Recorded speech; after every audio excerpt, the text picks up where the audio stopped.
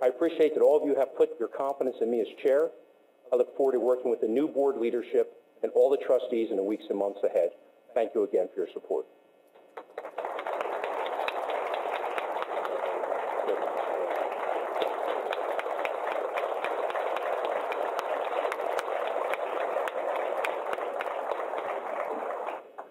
I'll now ask Tom Poole, Secretary of the Board and Vice President of Administration, to assume the podium for the election results.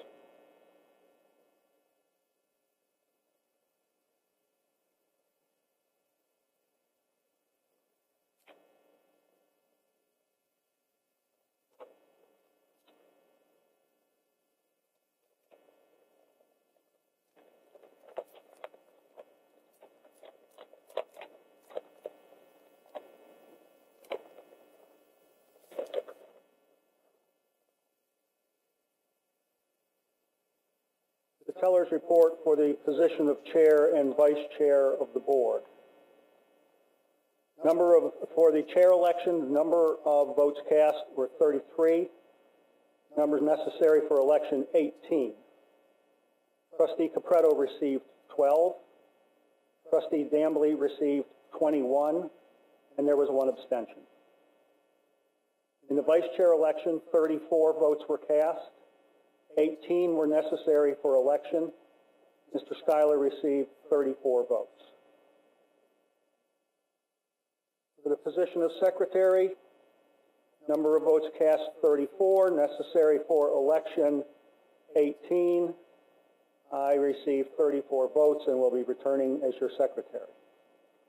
Associate secretary, assistant secretary, assistant secretary, assistant secretary, treasurer, all voted unanimously. Mr. Chairman, that concludes my report. Thank you, Tom. As my last official act as chairman, it gives me great pleasure to call the 29th chair of Penn State Board of Trustees, Mark Dambly.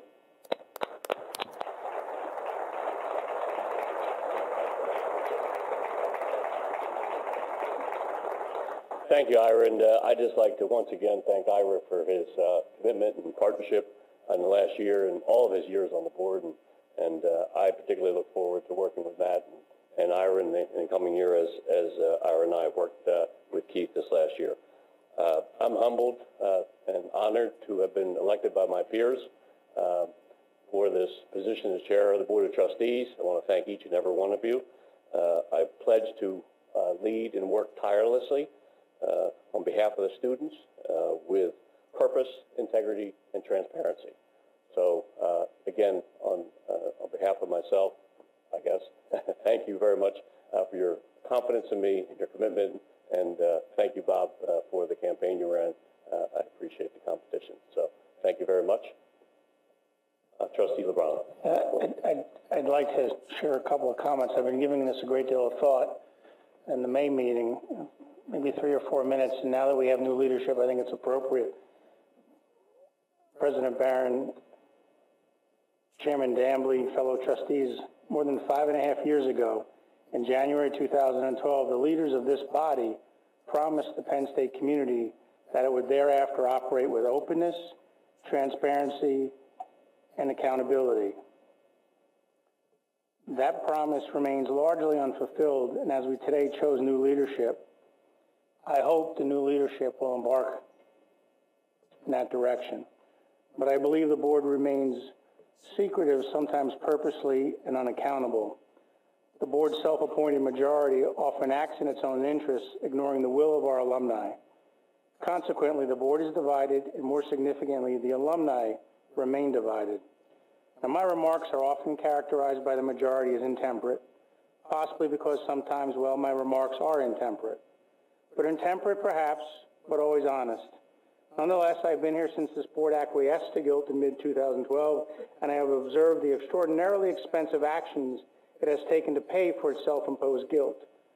Those costs come home to cause us some consternation with our budgeting. I will cite just 2 of the many examples where board majority has acted knowingly to ignore the will of the university's vast alumni. In 2012, and by about a 10-to-1 ratio, trustees still in this room and many now long gone told Louis Freeh's interviewers that board membership was much too large to achieve good board governance. By 2014, the trustees chosen by the alumni grew more active and sought answers to matters it deemed relevant in the boardroom. Alumni vote totals grew, though their representatives are still in the minority on this board. The majority became less comfortable, and so, notwithstanding a board already hopelessly unwieldy at 32 members, the majority proposed to increase board size, except for its initial proposal to reduce the alumni's representation on the board. We are now a cuddly 38 persons.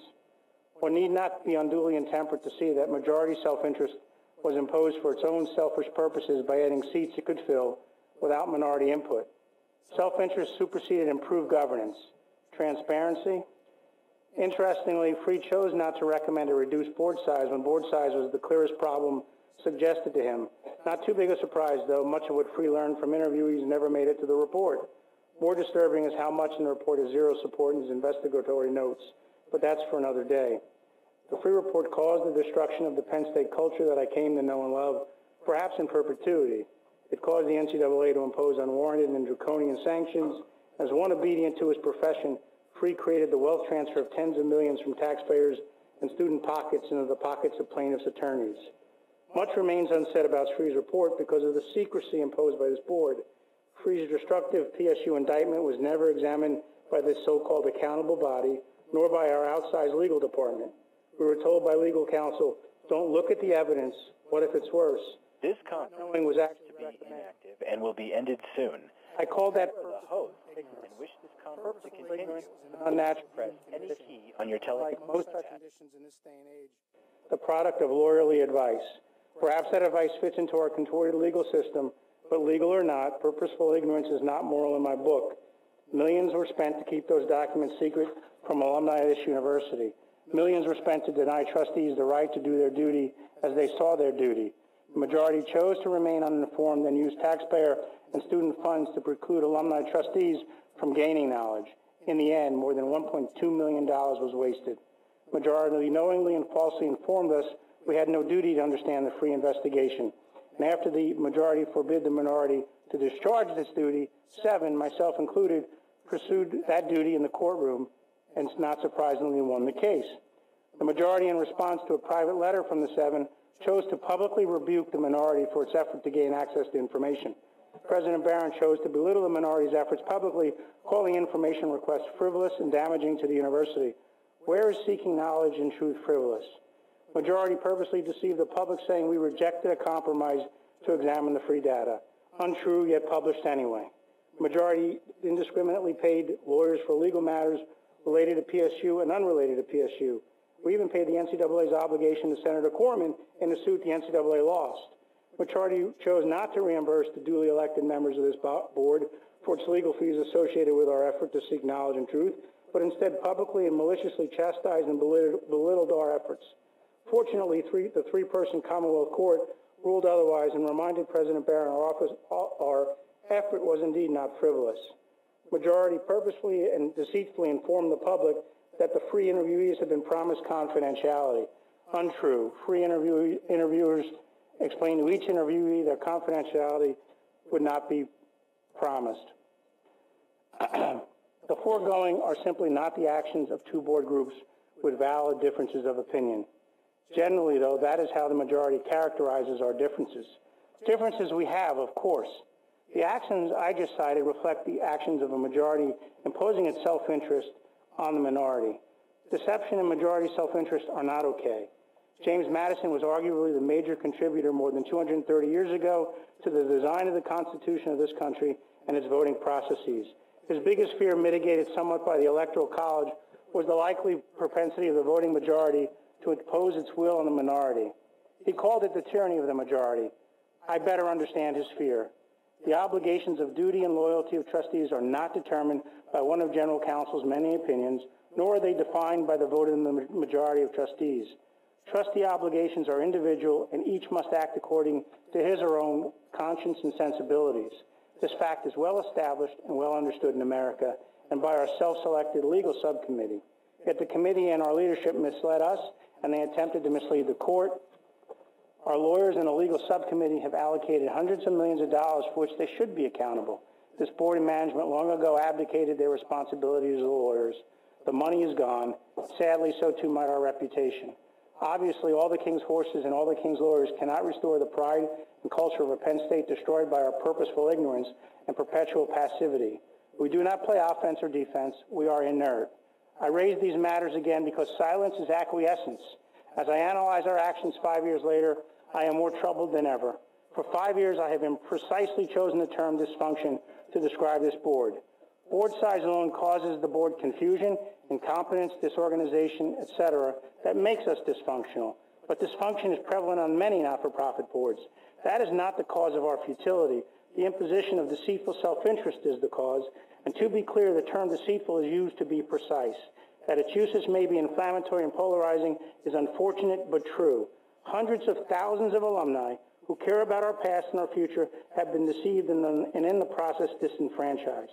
Remember, we will never heal without truth and reconciliation. And now, Mark and Matt, I hope, I pray that the two of you work together to help bring us together. Thank you. Thank you, Tony. Thank you, Anthony. Again, before we adjourn, I do want to say I very much look forward to working with you, Matt, in a very partnership way, as Ira and I did, and I very much look forward to it. Matt and I will be convening next week, and we'll be getting the committee assignments out post-haste. And is there any other business or matters to come before the board? Hearing none, we're adjourned.